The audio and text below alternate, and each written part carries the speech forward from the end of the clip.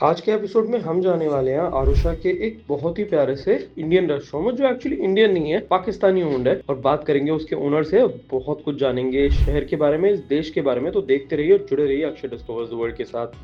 तो भाई मैं आरुषा में एक बहुत ही मस्त जगह में आया हूँ। मैं आपको ये एक झलक तो दिखाता हूँ, अभी डिटेल में सारा टूर दूंगा इसका, बट सबसे पहले मैं आपको मिलवाता हूँ इन हिसाब से। इनका नाम है मीरचंद कायस, ये है पाकिस्तान में। पाकिस्तान में आप कहाँ से हैं? पाकिस्तान, पंजाब, गुजरांवाला सिटी का अच्छा, मूवी। पर पहले इनकी जुबानी, इनकी कहानी सुनेंगे। बहुत ही इंटरेस्टिंग स्टोरी है इनकी। और ये 15 साल से हैं यहाँ ईस्ट अफ्रीका में। जी, आपको पता है हम इंडियन पाकिस्तानी लोग इंडिया में तंग करते हैं फैमिलीज को। तो मेरा भी यही सिस्टम था, मुझे घर वालों को बहुत तंग करता था। शैतान थे आप? हाँ, तो उन्होंने मामू से बात की, मामू ने मुझे वीजा भेजा और मैं ईस्ट अफ्रीका में आ गया। अच्छा, तो कोंगो आए आप पहले? मैं सबसे पहले कोंगो लुम्बाशी में गया था। अच्छा, हाँ, कोंगो लुम्बाशी से फिर सरवाई मैंने अपना सेटअप स्टार्ट किया। तो कैसे आपकी जर्नी, मतलब यहाँ आए, आपको लैंग्वेज तो आती नहीं होगी ऑब्वियसली? नहीं, लैंग्वेज बहुत मुश्किल होती है लैंग्वेज की यहाँ पे। तो आपको इंग्लिश और उर्दू आती थी उस समय केवल? और English little bit English, small English आती है, अच्छा। लेकिन अपना उर्दू पंजाबी तो वो तो मस्त है ना, वो तो अपनी हाँ। लैंग्वेज थी। तो फिर स्वाहिली कैसे आपने सीखी? स्वाहिली मुझे टास्क दिया गया था। उन हाँ। लोगों ने बोला कि भाई अगर आपने यहाँ पे काम करना है या जॉब करनी है तो लैंग्वेज सीखो। हाँ। अगर 3 माह का टाइम, अगर लैंग्वेज सीख लोगे तो ठीक है, वरना फ्लाइट वापस पाकिस्तान जाना पड़ेगा। अफ्रीका में बाहर घूम के देखा तो मुझे बहुत मजा आया। तो अच्छा। मैंने बोला पाकिस्तान में कुछ नहीं है तो लैंग्वेज सीखता हूँ। फिर मैंने लैंग्वेज सीखी, इंटरव्यू दिया, मामू लोगों को पास हो गया। अरे वाह, select सही हो है, सही है। तो इनिशियली जो आपकी जॉब थी वो किस चीज़ की, मतलब क्या करते थे आप एग्जैक्टली? मेरा मॉर्निंग में जो काम होता था वो मेरा यूज क्लोथ को कंट्रोल करना होता था। मामू हाँ। का बिजनेस था, मैं मॉर्निंग में कंट्रोल करता था और रात को घर पे मोबाइल रिपेयरिंग करता था। अच्छा। जितना टाइम, जब तक हाँ। जागना है तो रिपेयरिंग करना है, जब नींद आता है सो जाना है, हाँ, ऐसा। तो इन्होंने मेहनत बहुत करी। ये मुझे इनकी स्टोरी में बड़ा अच्छा लगा। इन्होंने को एक मोबाइल के $1 मिलते थे, इन्होंने बताया। वहां से इन्होंने एक पूरी एम्पायर खड़ी करी और मतलब आज भी अपने बलबूते पे खड़े हैं यहाँ कोंगो में पर। आया था, मेरा मामू मुझे $200 सैलरी मामू देता था और मैं मोबाइल रिपेयरिंग करके तकरीबन जो है ना मंथली $400-500 मैं कमा लेता था, मंथली निकालता था। तो घर $100-200 घर भेज देता था। घर तो सेटअप था, अच्छा था, फिर भी खर्चा मर्चा भेजता था।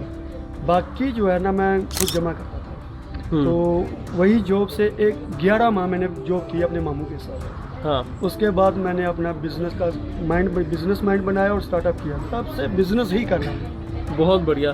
तो ये बताओ कि मतलब कोंगो में आप कितने समय रहे और क्या वहाँ पे उसके बाद कोंगो आपने में, क्या किया? 13 साल रुका कोंगो में। 13 साल? जी, 13 साल? 13 साल ओह, लुम्बाशी शहर में। अच्छा। कोंगो में बिजनेस करते थे। तो आपको कितने समय, 3 महीने में तो आपको स्वाहिली आपने बोला आ गई, बोलने लग गए आप? कोंगो में चलती है फ्रेंच और स्वाहिली। अच्छा। तो फ्रेंच जो है मैंने तकरीबन 1 साल के अंदर अंदर सीख ली थी, लेकिन अच्छा। स्वाहिली 3 माह में ही सीखी थी। अच्छा, तो आप फ्रेंच बोल लेते हो? फ्रेंच, स्वाहिली, इंग्लिश, लिंगाला, कसाई, उर्दू, पंजाबी, हिंदी। अरे भाई। और पता है एक मजे की बात बताता हूँ कि इनकी जो वाइफ है वो एक्चुअली कोंगोलीज है। कोंगो की लड़की से इन्होंने शादी करी है। तो आप अपनी वाइफ से कैसे मिले? वाइफ से बस फैमिली रिलेशन में वो एक लंबी कहानी है, लेकिन यही है कि फैमिली दोस्त है, मुलाकात हुई, बात चली, जब बात बनी तो फिर। तो इनकी जो लॉन्ग स्टोरी है मैं शॉर्ट में सुना देता हूँ। इनके जो फादर इन लॉ हैं उनसे इनकी जानकारी हो गई, दोस्ती हो गई, ऐसे बोल लीजिए। तब उन्होंने इनको ऑफर दिया कि आप मेरी बेटी से शादी कर लो, लेकिन बेटी की मर्जी से। हाँ। तो इन्होंने ये बात बहुत अच्छी मुझे लगी कि उन्होंने कहा कि अभी मेरी बेटी से मैं पूछूंगा, अगर वो ओके करेगी तो फिर आप लोग शादी कर सकते हो, बट मैं चाहता हूँ कि आप इनसे शादी करो। तो फाइनली इनकी शादी हो गई। अभी आपके कितने, क्या परिवार में कौन कौन, कितने बच्चे हैं, क्या है? मेरे 3 बेटे हैं, एक मेरी बेटी है। बड़ा बेटा मेरा 11 साल का है, हाँ। मियाँ अहमद। उससे छोटा मियाँ दुरैद। हाँ। उससे छोटी मेरी बेटी है 3 साल की, अनाबिया हूँ मेरा। अभी मेरा एक बेटा है जो पाकिस्तान में, लास्ट टाइम पाकिस्तान था फैमिली के साथ। पाकिस्तान में एक बेटा हुआ है, मियाँ अरशद। 3 बेटे हैं और 1 बेटी। बढ़िया।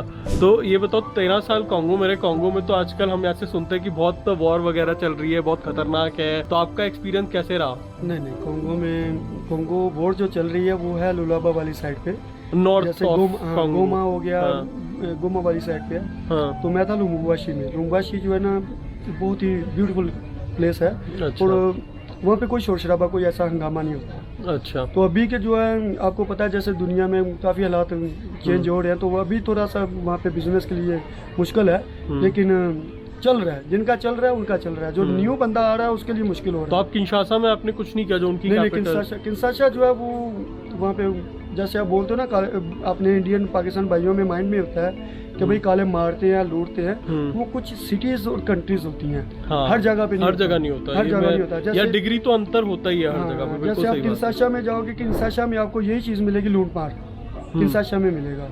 अभी आप जा रहे हो, अभी लुम्बाशी जा रहे हो, वो बहुत ही कूल कंट्री है। अच्छा। वहाँ पे कोई ऐसा मसला नहीं है। मैं कोंगो छोड़ के गया था पाकिस्तान, क्योंकि मेरी वाइफ थी क्रिश्चियन। अच्छा। उसने इस्लाम कबूल किया था। तो मैं कोंगो से गया पाकिस्तान अपनी वाइफ और बच्चों को लैंग्वेज के लिए और नेशनैलिटी। अच्छा। मैं पाकिस्तान गया, मैंने बच्चों को नेशनैलिटी लेके दी। आपको मिल गई वहाँ पे? हाँ, मतलब सीधा ऐसे ही पाकिस्तानी मेरी वाइफ के पास और मेरे बच्चों के पास पाकिस्तानी नेशनैलिटी है। अच्छा। डुअल नेशनैलिटी है उनके पास। हाँ, पाकिस्तान अलाउ करता है ना डुअल नेशनैलिटी रखने के लिए। उनको नेशनैलिटी दी। बिकॉज इंडिया नहीं करता है, पता है आपको? हाँ, इंडिया का नहीं पता, इंडिया नहीं करता है। हाँ। उनको अपनी इस्लामिक तालीम दी। हाँ। अपने परिवार से मिलाया। वहाँ पे 3 साल रुके। 3 साल रुकने के बाद फिर मैंने बोला कि नहीं, अभी मूव करना मन आपका अफ्रीका में ही लग गया। पता क्या जो है ना, अफ्रीका में रिस्पेक्ट बहुत है। हाँ, इंडियन पाकिस्तानी लोगों की और पुराने टाइम से है ना। यहाँ पे हमको कोई भी आवाज देगा ना, बोस, आपको बोस कह के ही बुलाएंगे। बोस, हाँ। बोस कह के बुलाएंगे कि पात्रों, जैसे फ्रेंच में पात्रों बोलते हैं, यहाँ वैसे बोस कह के बुलाते हैं। आपको इज्जत मिलती है यहाँ पे। ईस्ट अफ्रीका में आपको इज्जत मिलेगी।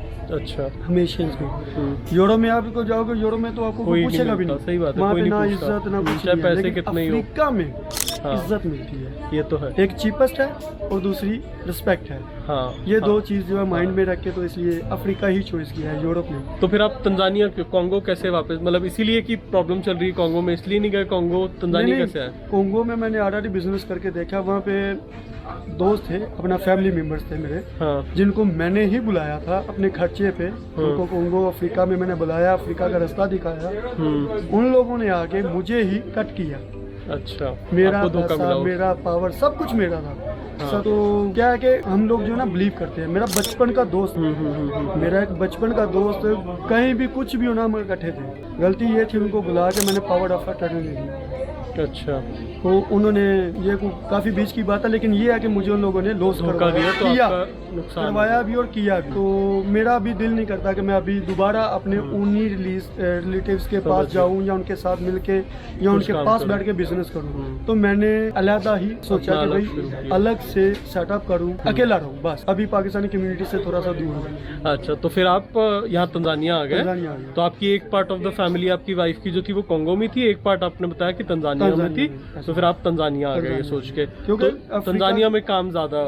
तंजानिया ईस्ट अफ्रीका की जो कंट्रीज है, वो वाहद ऐसी कंट्रीज है जो ईस्ट अफ्रीका की टोटल कंट्री को डिपेंड करती है तंजानिया पे। क्योंकि तंजानिया में ही, हाँ, तंजानिया में टोटल जो है ना इंपोर्ट एक्सपोर्ट वो तंजानिया में होता है। हाँ। इंडिया से पाकिस्तान, जब आप Indian by, Pakistani by, Dubai, Japan, कहीं से भी कोई भी चीज आ रही है वो सबसे पहले तंजानिया पोर्ट पे आएगी। यहीं से सप्लाई होगी आउट ऑफ कंट्री में। जैसे Congo, Malawi, Burundi, Rwanda, Kenya, Uganda और मोज़म्बिक, ज़ाम्बिया, जिम्बाब्वे, यहीं से ही। अच्छा, मतलब ये हब हो गया बेसिकली। ये हब हो गया। और मेरे ख्याल मुझे एक बड़ी अच्छी चीज लगी यहाँ पे तंजानिया में कि यहाँ पर ना बहुत तरीके के काम है कि यहाँ पर आप सफारी के भी काम चला सकते हो। केन्या में केवल सफारी होता है, यहाँ सफारी भी होता है। यहाँ पे माउंटेन है तो माउंटेन क्लाइंबिंग जो करना चाहते हैं वो भी कर सकते हैं। वॉलंटियरिंग के लिए बहुत सारे लोग आते हैं। आप मेरे ख्याल कर भी रहे हो ना, उस सब की बात करेंगे हम बाद में। तो लोग वॉलंटियरिंग के लिए भी आते हैं, तो वो भी एक यहाँ पे काम है ना। फिर उसके बाद इम्पोर्ट एक्सपोर्ट तो आपने बताया ही बताया। तो इस तरह के काम भी बहुत सारे हैं यहाँ पर, है ना। जो कि अगर मैंने कीनिया देखा, कीनिया में मुझे लगा कि सफारी के लिए लोग आ रहे हैं और कुछ है ही नहीं करने के लिए बेसिकली ज्यादा वहाँ पर। जस्ट ओनली समथिंग है, जैसे नाकुरू टाउन है, विजिट करने के लिए आप नाकुरू जा सकते हो। केनिया में नाकुरू विजिट कर सकते हो। मुंबासा जो है, मुंबासा बीच के लिए, नए भाषा ऐसे वो मुंबासा एक टाउन है, वो बीच के लिए बहुत फेमस है मुंबासा। हाँ जी। नैरोबी जो है, नैरोबी में आप विजिट कर सकते हो। वहाँ पे मुसाई मार्केट विजिट कर सकते हो। नैरोबी में भी काफी विजिट करने के लिए, लेकिन नैरोबी केनिया में बिजनेस नहीं है वहाँ पे बहुत, क्योंकि अगर आप बिजनेस केनिया में करते हो, वहाँ के डॉक्यूमेंटेशन जो है ना बहुत महंगे हैं। तो आम आदमी अफोर्ड नहीं कर सकता। अभी जो लास्ट टाइम इन लोगों ने केनिया में बिल पास किया है, उस इलाज से इन लोगों ने वर्क परमिट जो है ना वो केनिया शिलिंग में 1 मिलियन का कर दिया है। तो 1 मिलियन वो इंडिया में का कितना बना? इंडिया या पाकिस्तान का? पाकिस्तान को तकरीबन कोई बन जाता कोई, अगर आप US डॉलर में बात करो, $7,000 $8,000 में वर्क परमिट के 7,000 लाइसेंस वगैरह बन जाता है। तो वो काफी महंगा कर दिया लोगों ने, जिस वजह से लोग केनिया से हट के अनदर कंट्री चूज करें। जैसे आप रुवांडा देख लो, युगांडा की मैं काफी सुनता हूँ। रुवांडा बड़ा कहते हैं कि साफ सुथरा है और करप्शन भी नहीं है वहाँ पर? रुवांडा ईस्ट अफ्रीका से फर्स्ट कंट्री रुवांडा।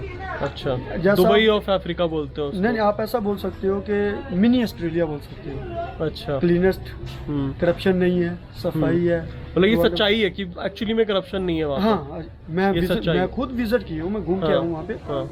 करप्शन नहीं है। अगर आप करप्शन देना चाहोगे तो आप पे केस हो जाएगा। अच्छा, हाँ जी, आप पे केस कर देंगे, करप्शन चलो नहीं तो है। ये क्योंकि वहाँ मतलब पे अफ्रीका की पॉजिटिव स्टोरी देखो, नेगेटिव तो भरी पड़ी है बट पॉजिटिव स्टोरीज बहुत कम सुनने को मिलती हैं। एंड ये बहुत बड़ी पॉजिटिव स्टोरी है, एक अचीवमेंट है रवांडा की कंट्री की कि वो न सिर्फ साफ सुथरी है, बहुत ही करप्शन के मामले में भी साफ सुथरी है। ऐसे। वहाँ पे बिजनेस वगैरह क्या क्या सीन है? बिजनेस वगैरह का वहाँ पे यही कि आप इम्पोर्ट एक्सपोर्ट का बिजनेस काम कर सकते हो। कर सकते जैसे हो। इलेक्ट्रॉनिक है, जैसे क्लोथ्स हैं, आप ये कर सकते हो। क्योंकि रुवांडा जो है ना, वो जैसे हमारा इंडिया प्रदेश में क्या कश्मीर वगैरह हो गया कि टाउन है छोटे छोटे, हाँ। एक इधर छोटा टाउन है, एक इधर छोटा टाउन है। वहाँ पे एक हाँ। बड़ी सुपरमार्केट, जैसे आप तंजानिया में देखते हो बहुत बड़ी सुपरमार्केट है, वैसे रुवांडा में नहीं है। अभी रुवांडा में develop कर रहा है वो डेवलप थोड़ा सा। कर रहा है, छोटी छोटी है। क्योंकि रुवांडा ने ऑलरेडी गेट ओपन किए हुए हैं फॉरेनर्स के लिए, आओ इन्वेस्ट करो। अच्छा, वहाँ की गवर्नमेंट आपको सपोर्ट करती है।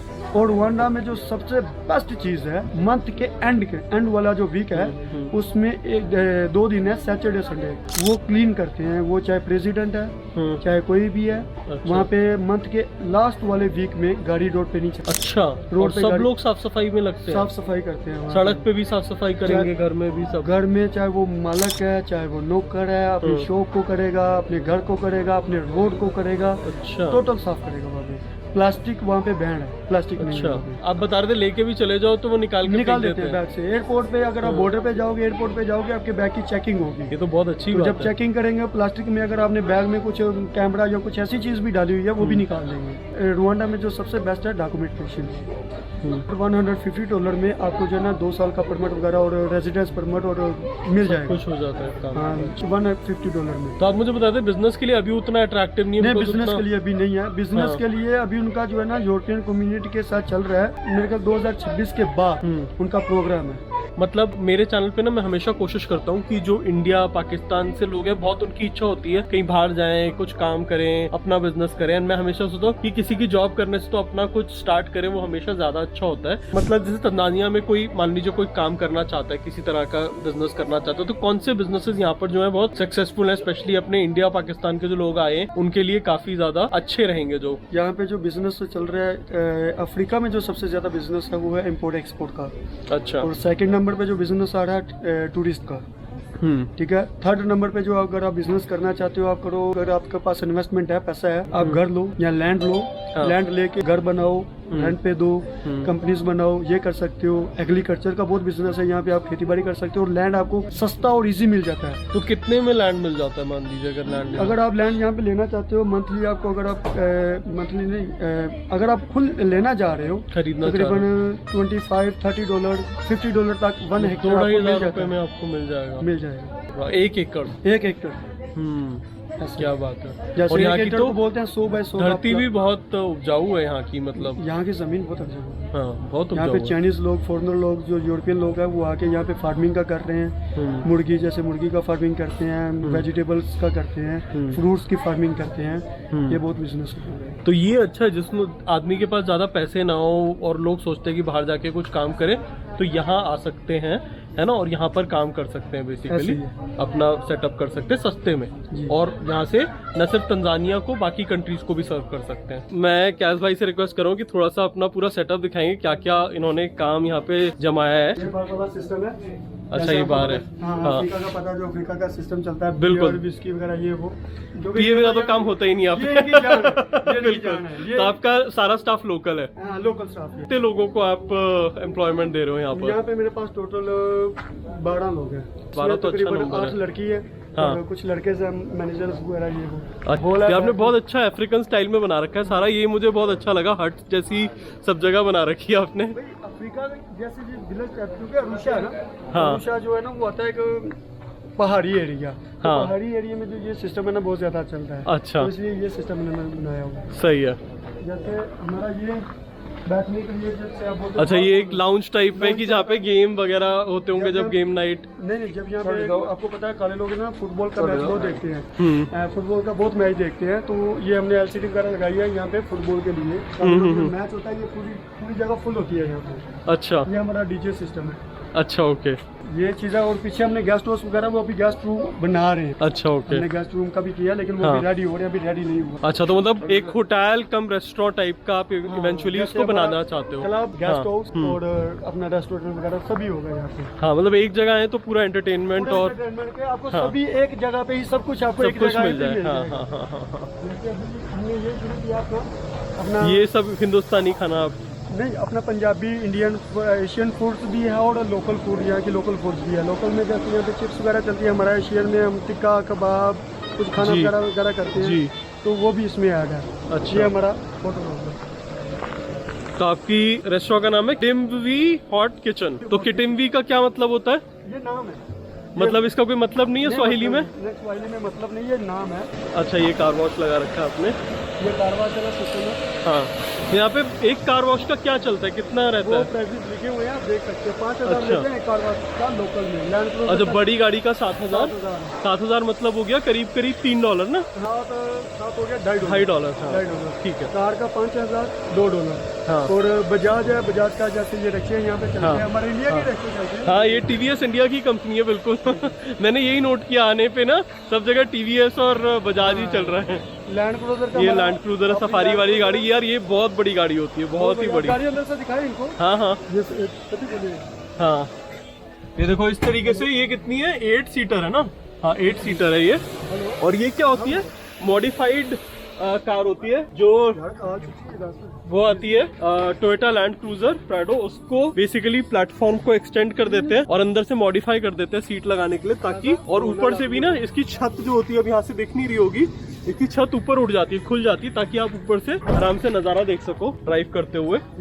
तो इसका जो है लैंड क्रूजर का 7,000 है। बाकी छोटी गाड़ियां जो है उनका सस्ता है वॉशिंग का। ये हमारा साथ में हमारा लैदा स्मोकिंग वगैरह जिसने लेना है, तो मतलब स्मोक करने के लिए अलग रूम में जाना पड़ता है यहाँ पे? स्मोक यहाँ से लेना पड़ता है। अच्छा, करो स्मोक कहीं आप पे भी? कहीं भी अच्छा। कर सकते हो, लेकिन यहाँ से स्मोक आपको यहीं से लेना पड़ेगा। हाँ, अंदर क्योंकि स्मोक कीनिया में मेरे ख्याल से स्मोकिंग ऐसे अलाउड नहीं है ना ओपन में आपको। ओपनली अलाउड नहीं है। हाँ। कीनिया में जब आप रोड पे जाओगे, वहाँ पे इन लोगों ने कैबिन बनाया हुआ है जहाँ पे लिखा हुआ है स्मोकिंग बो, तो आप अच्छा। वहाँ पे स्मोकिंग कर सकते हो, लेकिन यहाँ पे आप खुले में कर सकते हो। यहाँ कर कोई सकते हो, मसला नहीं है। अच्छा। ये हमारा सामने सलोन है। ये सलोन है, वो मेरा दोस्त है, अच्छा। उसकी वाइफ का सलून है ये। सलोन भी अंदर है।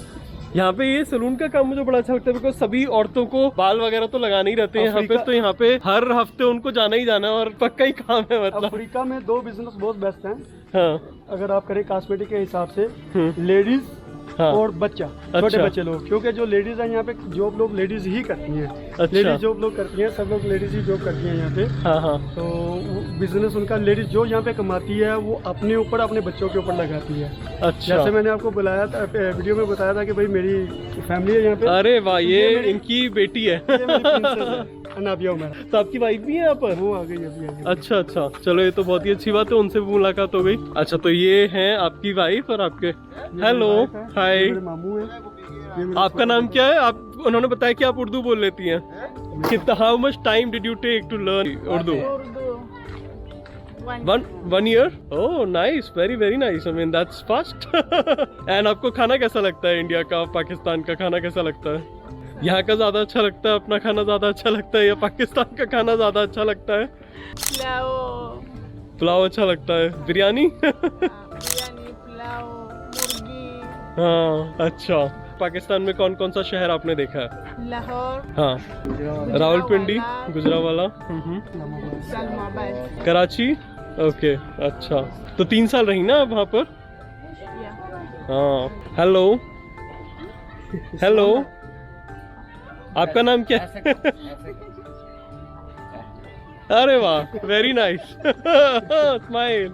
ये अभी हमारी सफारी का जो हम शुरू कर रहे हैं, जैसे आपको अच्छा। अभी जीप दिखाई अपनी। हाँ, हाँ, हाँ। अच्छा, ये अपनी जीप है, खुद हाँ, की जीप ये है? अपनी अच्छा। हमारी टोटल जो है ना 3 जीप है यहाँ पे, जो अच्छा। 2 ऑलरेडी हमने रेंट पे दी हुई है। हम्म, मेरा जो क्या बोलते हैं कि अपना वाइफ का जो कजन Brother-in-law। या ब्रदर ले लो, मेरा साला जो है हाँ, उसकी 3 जीप है। तो अच्छा। 2 उसने रेंट पे दी हुई है, 1 मैंने ले ली उससे। अच्छा ओके। हम अपना ऑफिस, अभी मैंने ऑफिस रेडी किया अपना, तो हम सफारी का जो है ना वो अभी जो पहला सीजन है, हम सफारी का भी स्टार्ट कर रहे हैं। अच्छा। और ऑलरेडी हमारे यहाँ पे एनजीओ भी है और हमारा स्कूल भी है। एनजीओ क्या करती है? एजुकेशन में ही काम करती है? एनजीओ एजुकेशन में काम करती है। जैसे आप समझ लें कि हमारे वहाँ पे जो गरीब लोग, बच्चे वगैरह होते हैं, जिन हाँ। लोगों को यूरोप में से फंड्स आता है, हाँ। तो हमें यूरोप में से फंड आता है, तो हम बच्चों को सप्लाई करते हैं। जैसे विलेज में जाते हैं, उनको बेड्स, समझ गया। कुर्सी, तो स्कूल बना वॉलंटियर दिया। भी आते हैं काम करने के लिए उस बड़े लोग भी यहाँ पे हमारे पास आते हैं। हाँ। उनको हम लेके जाते हैं, विजिट करवाते हैं कि भाई ये विलेज है, यहाँ पे आप लोग इन्वेस्टमेंट कर सकते हो, यहाँ पे बच्चे गरीब लोग हैं, इनको आप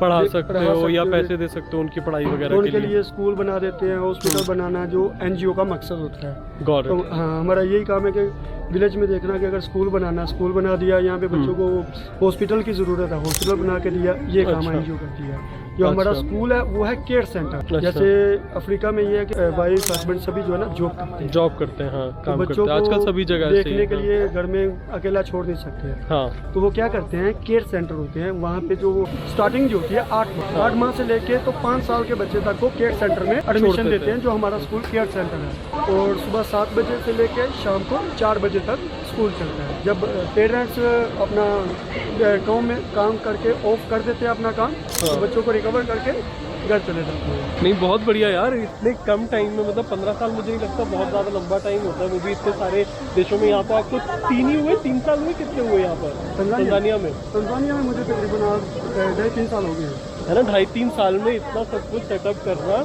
वो बहुत ही काबिल तारीफ है। मुझे बहुत ज़्यादा अच्छा लगा, न सिर्फ बात करके, बट वो स्पिरिट होती है ना कि अपने से खुद खड़ा करेंगे, कुछ बनाएंगे, वो भी ऐसे देश में जहाँ पर आप आई एम श्योर पाकिस्तान जाते होगे तो सबको नहीं पता होता होगा कहाँ है तंजानिया या कैसा है। पाकिस्तान में तो अगर आप किसी उस को भी देश में बोलो ना, आना, पाकिस्तान, इंडिया में अगर आप किसी को भी बोलो हाँ। कि भाई आप कहाँ पे हो, अफ्रीका, तो उनके माइंड में जस्ट ओनली 1 कंट्री आएगी, साउथ अफ्रीका। साउथ अफ्रीका, हाँ। लेकिन उनको ये नहीं पता साउथ अफ्रीका के अलावा ऐसी बहुत सी कंट्री हैं जो यहाँ पे आप बिजनेस कर सकते हो। तो मेरा अपना एशियन लोगों को, भाई को, जैसे इंडिया, पाकिस्तान, अपना एशियन बांग्लादेशी भाई लोग हैं, मेरा आपको यही है कि आप अफ्रीका में आओ और खुद का बिजनेस कर सकते हो। बिल्कुल बिल्कुल। मुझे कहते यहाँ पे अफ्रीका आप- क्या, कहीं भी जाओ यार, अपना बिजनेस अपने हाथ में, अपनी ग्रोथ थोड़ी होती है लाइफ इन्वेस्टमेंट में। से, थोड़ी सी। जैसे आप यूरोप जाते हो, यूरोप के लिए आपको डॉलर में, अगर मैं यूएसडी में बोलता हूँ कि यूरोप आप जाओगे, आपको 10,000 यूएसडी चाहिए, आराम से ज़्यादा आराम से चाहिए। तो आप ऐसा करो, 3,000 यूएसडी डॉलर जो है ना यहाँ पे लगाओ, वीज़ा के लिए, पेपर्स के लिए 7,000 आप इन्वेस्टमेंट करो बिजनेस के लिए।